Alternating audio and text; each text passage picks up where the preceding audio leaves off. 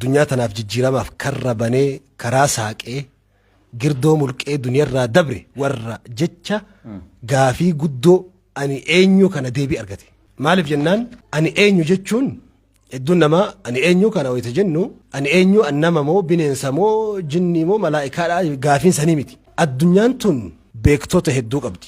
Gahaa jechuun dandeenya. Profeesaroota hedduu qabdi. Ulamaa hedduu qabdi. Saayintistoota hedduu qabdi. Warra addunyaa kana gosa adda addaatiin ijaaruu danda'uuf keessaa qabdi. Osoo ummanni miliyoonotaan hayyoonni hagana baay'atu jiru rabbiin ibsaa maaliif uume? Sheexaahiriin maaliif itti dabale? Osoo addunyaan tun beektota qabdu, osoo hayyuu qabdu gahaa jennee fakkeenyaa yoo fudhanne tirfii dhufne jechuudha yoo nama kanarraan addan ta'in tirfii taanee dhufne jechuudha. Garuu ani wanni amma namarraan adda si godhu eenyu kee yoo argattee maaliif jennaani fakkeenyaaf gaaf tokko kitaaba tokko maqaa isaa mut faariqan jedha maqaa kitaabichaati. Duwwaa du'i jedha maqaan isaa. Ayyee duwwaa du'i. Duwwaa du'i jedha maqaa kitaabaati ba. Takkaan jiru maqaan akkana. Duwwaa du'i jedha maqaa kitaabaati. Kitaaba san gubbatti mata duree fuuldura irratti dubbisee maal arge gaaf tokko addunyaa hayyoonni gurguddoon wal ta'anii waliin ta'anii wal mari'atan. Ardii addunyaa tana keessa ardiin qabeenya qabdu tamiin ni jechirratti wal mari'atan. Wal mari'annaani gariin maal jedhe addunyaa keessa ardiin qabeenya qabdu Awurooppaadha jedhe. Baddaa baay'atti bishaan qabdi jannata ardirraa jedhamti gaarreen addunyaa kanaa gara Eeshiyaa ardi san keessa jira. Kanaafuu ardiin qabeenya qabdu kuduraa fi muduraa wantoota addunyaa kana ittiin sooramu oomishuu dandeettu isiidhaa jedhan. Gariin immoo ardiin qabeenya qabdu Afrikaadha jedhan. Akkuma waliin beeynu bineensota uumamaa fi qabeenya akka warqii keessattuu wantoota qabeenya uumamaan jiran lafa keessa gaara keessa qabdu Afrikaadhaa jedhan. Jaziiraa Arabaati jedhan. Biyya beenzila qabdu biyya petroola rabbi keessa kaa'ee uume. Kana hunda namuu yaada dhiheessee wayita jedhu tokko qofti harka baasee kun martuu sirrii miti jedhe. Ardiin qabeenya qabdu qabriidha jedhe. Ardiin qabeenya qabdu qabrii jedhe. Namoota kumaatamaan lakkaa'aman kan osoo dandeettii fi ogummaa fi bilchina qaban san gabbaasanii nuu kennanii addunyaan tun kallattii meeqaan jijjiiramuu dandeessu guddina teknoolojii fi waan gargaraatiin addunyaan duratti fufuu dandeessu yaadota san akkasumatti qabatanii qabrii seenan jedhe. Kanaafuu qabeenya guddaan qabriin galan jechuu jira. Fikra ilaalcha fakkeenya gaafii si ka'a. Abbaan mabraatii uume kun maqaan isaa Toomaas. Namtichi jalqaba abbaa mabraatii ka'edha. Achi durallee namni yaalanii jira seenaa keessatti garuu humna amma agarru kan addunyatti namni gati baase golaa fagicha ardii tanaa kan ibse Toomaas. Toomaas osoo ilaalcha mabraatii qabsiisuu san gabbaasuu baate har'a addunyaa mabraatiin qabdu. Ifaan qabdu addunyaa. Silaa qabeenya san fuudhee qabri ittiin gala jechuudha. Qabeenyi sun eessa silaa mabraatiin eessa jirte jechuudha. Silaa ampuuliin qabrii jirte jechuudha. Isattu garuu osoo qabriin seeniin dura of keessaa baasee duwwaa du'e jechuudha. Duwwaa du'e. Abbaan moobaayila oomishe kun osoo gaafa moobaayila oomishu san ilaalcha san sodaatee itti amanuu dhabee shakkee ofitti amantummaa dhabee kan qabatee qabriin seenuu dhabe ta'e silaa tokkochi kenna moobaayila hin qabnu. Osoo inni qabriin seene gaafsan qabeenyi moobaayila eessa jirte jechuudha. Qabrii jirti. Ammoo hanga mul'atee fi hanga warra dubbatee gadi baaseen hagana ka jijjiiramne. Warra osoo hin dubbatin osoo gadi hin baasin wayii saba qaba. Kanaafuu sababa jarri osoo dubbachuu dhaban osoo of keessaa gadi hin baasin qabatanii qabeenya hagas gahu qabriin galan wanni hagan addunyaa miidhan jiru jechuudha. Kanaafuu maal jechuun sirriidha. Duwwaa du'ii. Duwwaa du'ii jedha kitaabdichi. Aartii keessaa rabbi ogummaa sii kenna ta'a. Ogbarruu keessatti rabbi ogummaa sii kenna ta'a. Dubbattee dubbiin kee dubbii humna qabu biyya jijjiiru hamilee namatti godhu ta'uu danda'a. Kennama rabbi sii kenne san hin sodaatin. Sanyii filatama yeroo filatama lafa filatama. Amma sanyiin nama hedduu wanni baduuf jira. Sanyiin filatamaadha garuu lafti filatamaa miti. Sanyii filatamaa bareeda fuutee oorruu ashawaatti yoo naqxe gadi naqxe si biqila. Ammoo yeroo sanyii filatamaallee jalqabaafuu lafa filatama iddoo lafa filatama oorruu filatama. Garuu yeroo filatama yoon ta'e yeroo silaa qonnaaf hin malle yeroo facaasaan hin malle yoo gannayte yeroo bonaa yoo gannayte achumaan hafa. Akkasumaaf hin biqilu. Sanyii wayita jennu nuti garbuuf qamadiin baannu ilaalchaa fi bilchina kennama teknoolojii addunyaa kanaa kennitu baannu. Namni ati biratti gadi naquu qabdu nama filatamaa ta'uu qaba. Yaada tokko rabbi sammuu keessa si kaa'essi uumemi fuutee nama hunda biratti nimin namni hedduun markaa dhaamsa. Kan akkanumatti rabbiin hojjumaa yoo si awwaale malee kan hojjattee addunyaan gadi hin baatu nama si harkaa dhahu jira. Kanaafuu nama filamaa yaada tokko sanyii filamaan qaba namu yaada filamaa jechuudha. bilchina filamaa jechuu khalaqa filamaa namuu sammuu keessaan qabu garuu nama filatamaa filachuu dhaburra yeroon filatamaa illee murteessaadha yeroo sabni gabrummaa keessa jiru yaada bilchaataa fedhe yoo fidde khalaqa feeti sammuu keessaa fidde yeroo filatamaa filachuu dhaburraa kan ka'e yaadni keessuun harkaa du'a fakkeenya bara gabrummaan ummata oromoorra kana caala daran jechuu ture fakkeenya gadaa wayyaanee fudhannu namoota xayyaara uumuu danda'an kama biraatii qabsiisuu danda'an hedduutu dhufe biyya keenya keessatti jarri sun dhukataa jiraatan kan ofii kiyyaa beeku jira lubbuu isaanii eeggachuuf maaliif jennaan yeroo santu filatamaa miti yaada bilchaataa kana yoo gadi baasan sababa yeroon filatamaa ta'uu dhaburraa ittiin du'an waan san kanaafuu waan san tiksuudhaaf jecha waan san tiksuudhaaf jecha dhokatan maal jechuu barbaanne yeroo sanyiin tokko biqilee daraaree lalisee bakka ga'ee dhaloonni irraa muratee nyaatuuf waa sadii filatuu qaba sanyii filatamaa iddoo filatamaa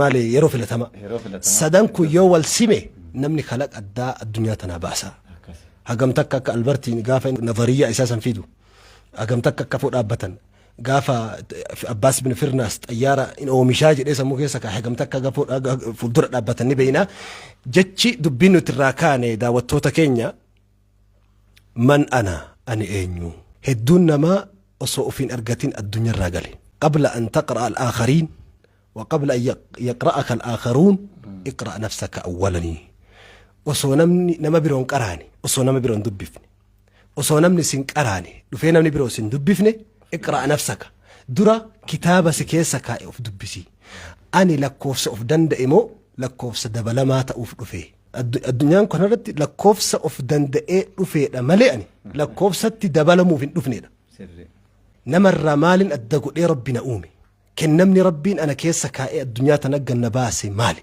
وان اداوهي كنمني هجر قديم باسن كربي أنا كيسا كإمالي جتة قلت في كيسا باسو قرانو يونيفرسيتي أمريكا كيسا كجفمتكو الرهدون نماجد أن هركر إبا كيسا هركيسا دي تمني إتين إبي فمديسي وانبرو وجتان نمني يونيفرسيتي الرابع براتوني يونيفرسيتي الرابع فيلدي إتين إبي فمن إيسانيغا هي إساني كإرتي ميد أماني إرتي إنك أماني إرتي بيلهاني إرركتاني براتان سن وصو إسان تاني كيونيفرسيتي قديم به أتشم مري ورقة وجن أتشكائه وان برو دلقة هركة إبكيسة سديتم سببني مالف وان إني براتاتو يسنتو كإساتي ميتي وانا برو براتاتو كإساء سنتاني كان برو وان براتي في مالف تقصو قولي قديم به ورقة لفاتي وقادك دم جلقه وانا برو براتشو مالتو سقوط بيكتا وفرقاتشو أبو إساتي دور أنيو يومال دلقة فيت أباسا أمال يو دلقة إراغمد جيتو كو جروري هيو بيا چاينا تو كو جده namni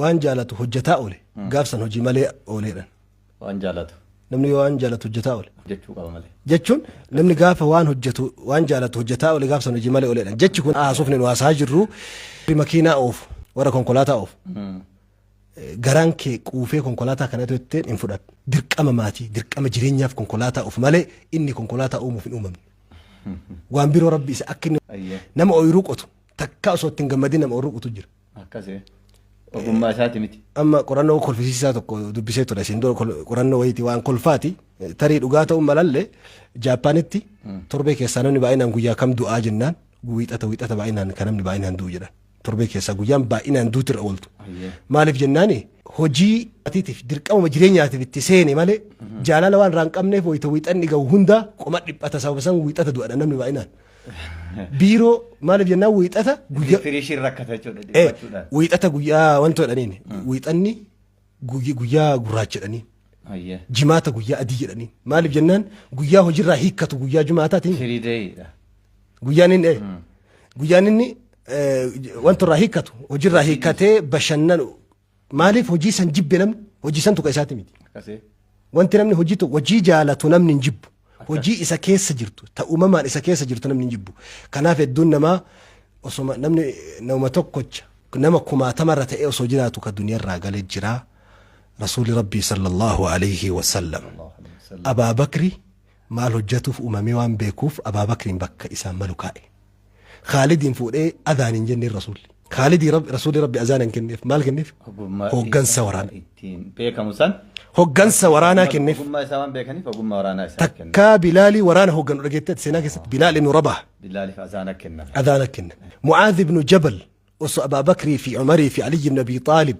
Madiinaa jiran ulamaan isa caalan hayyoonni gurguddaan isa caalan bilchinaa fi dandeettiif gootummaan isa caalan jiran maaliif rasuul rabbi Yamanitti erge akka waan nama hin qabne mucaa xiqqaa daa'ima.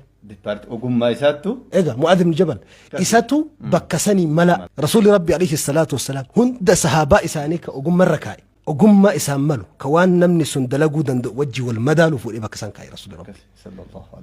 Amma keenya ka waa'ee fayyaa baratee baheetu hoggansa bishaanii keessa dalaga. Obboleessu bara. Achumaan hongeessa. Bofatu hallaatti ta'u malee dhee bararuuf. Bofni obboleessu. Bofti allaattii ta'uu hin danda'u. Bofti allaattii ta'uu hin danda'u. Hallaattiin bofa ta'uu hin danda'u. Qurxummiin bishaan keessa galti malee. Ala galuu hin dandeessu. Awwaara hoogganuu hin dandeettu awwaara keessatti. Baatee innaan hin jiraatu. Hin jiraattu. Biyya keenyatti wanti hooggansa keessatti rakkoo guddaa fide bakka harraageessaan malu jaldeessa yoo kaayan. Wanni bakka hedduutti nu darare kan diin keessattis ta'e hooggansa biyyaa keessattis ta'e nama bakka isaan malu kaa'uu irra rasuulli rabbi alayhi salaatu wassalaam سيأتي على الناس زمان خداعات يصدق فيها الصادق يكذب فيها الصادق ويصدق فيها الكاذب ويؤتمن فيه الخائن ويخون فيه الأمين وينطق الرويبضة برا زمان ميزان قرقر الأفوتاء يا رسول الله ميزان فالته نبي محمد دبته برا كجبان لغا دبتها جد أمي سرتفيكيتين ساكنهم ورقا رقا نما لغا دبتها نما كجبدو جد أمي سرتفيكيتين ساكنهم bara gantuun gatii argattee bakka nama amanamaa teessu bara namni silaa amanamaa namni amaanaa eeggatuu danda'u biyya hoogganuu danda'u amaanaa keessatti bakka gantuu kaa'amu. Bara namni waan xiqquu fi ruwaybidaa jechuun jecha raabidaraa dhufe ruwaybidaa dha rasuul xiqqeesse. ruwaybidaa jechuun alladhi laa yastaxii'u an yaquba bisha'ni nafsihi nama ofumaafuu of jiraachisuu hin dandeenye. ما الرويبضة يا رسول الله يا إرجما ربي رويبضان أتجتتن كان وفين أبتن دن نتيجت كمن إنن الرجل التافه وفي رواية الرجل السفيه يتكلم في أمر العامة نما كأفينه فوقن دندن كأفينه هاسا بالشات هاسون دندن كنمنو هاسا وإسار رأيو أجائب وجذبو ما إسار إساتو هو جنس أمتا كيس رسول ربي جل عليه الصلاة والسلام زمن الآخر حديث بيرو كيستي لا تقوم الساعة قيامان هم بوتو جل حتى يسود كل قبيلة منافقوها هجا جند هند جوس هند مجرمني فكتان جند سني هو جنوتك يامان بوت لرسول ربي سبحان الله ما لي في إذا متى الساعة يا رسول إذا ضيئت الأمانة فانتظر الساعة إذا أسند الأمر إلى غير أهله فانتظر الساعة قاف دمي نما إسانهم ملك نما دمي كم قاف سنك ياما يجري رسول ربي صلى الله عليه وسلم كوني نمني barsiisummaa malu asiin gahee hooggansa jijjiiruu nama hooggansaa malu fuudhanii bakka barsiisummaa kaa'uun shari'atti illee hin qeebalamu sammuu ilma namaatti illee hin qeebalamu uumaan duniyaallee hin qeebaltu kun eessarraa dhufa tokkoffaa eenyummaa ofii wallaalurraa dhufa gatii ummataa wallaalurraa dhufa seenaa jijjiiruu seenaa micciiruu keessaa gahee guddaa taphata kanaaf qabxiin irraa kaafne daawwattoota keenya osoo ofiin argatin hedduu namaa duniyaarraa gale ka jennu kuni hedduun namaa ibsaan maal danda'a. Ogummaa danda'u san fakkeenya of keessa barbaadu barreessu an eenyuun ta'u akkami beekaa ani eenyu yoo jedhe akkami beekuu danda'a kan tooftaa afur lafa kaa'an akka itti of beektu. Tokkoffaa waan osoo hin baratin osoo addunyaa tana keessa deemtee namoota adda addaan argin uumamatti si keessa jiru. Uumaman si keessa jiru. Fixraa uumaman si keessa jiru. yoo baratte tarii barumsa keessa wanni wahii sitti tolee waan san fudhachuu dandeessa. Yoo addunyaa keessa deemte waan wahii argitee waan san fudhachuu dandeessa. Garuu waan osoo hin baratin osoo homaan argin daa'imummaan ol gadi ooftu hin jiru. Amma ijoollee xixiqqoo daa'imman waa baay'ee hojjette gariin konkolaataa fa'aa yaalanii dhoqqee irraa dhahuu meeshaa fa'aa taphatanii meeshaa fa'aa waan adda addaa jechuun sun uumama amma sun uumamaan jira waan uumamaan jiru.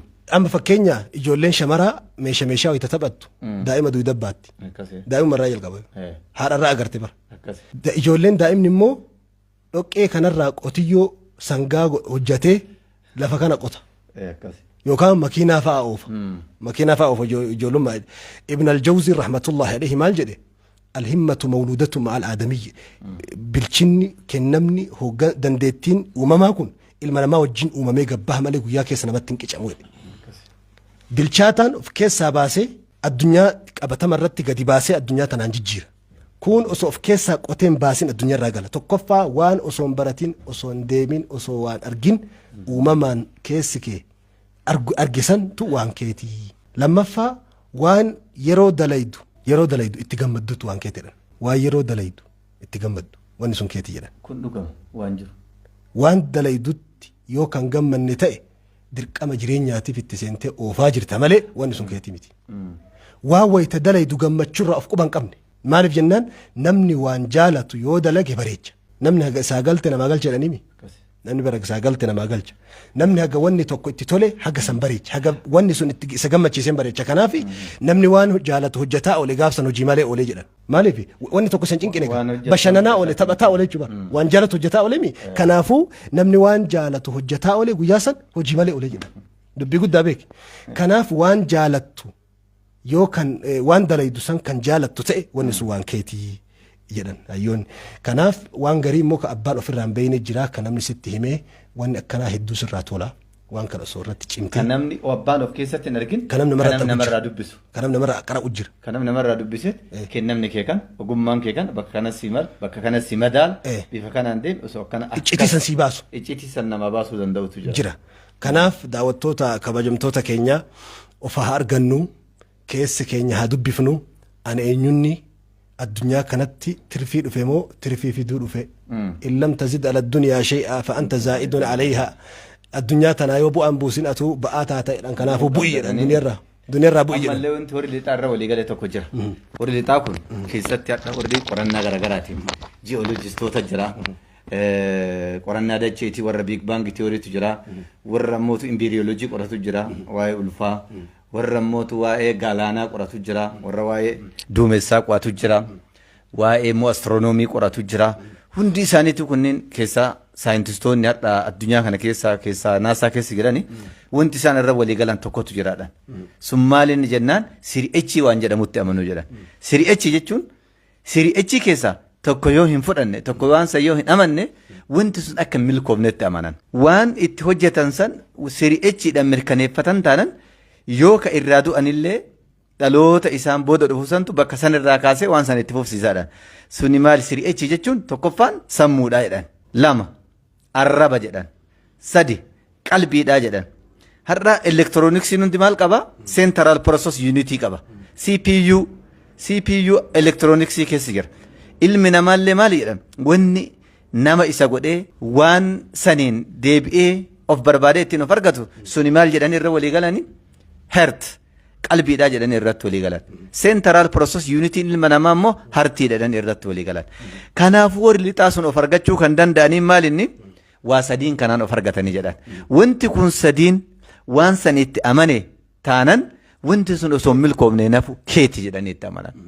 Laal kuni maal inni? Iccitii of ta'uuti. Iccitii ofii ta'uuti. Iccitii biyyaa ta'uutu as keessa jira. Dursa of ta'uu yoo argatin ofii ta'uu hin dandeessu.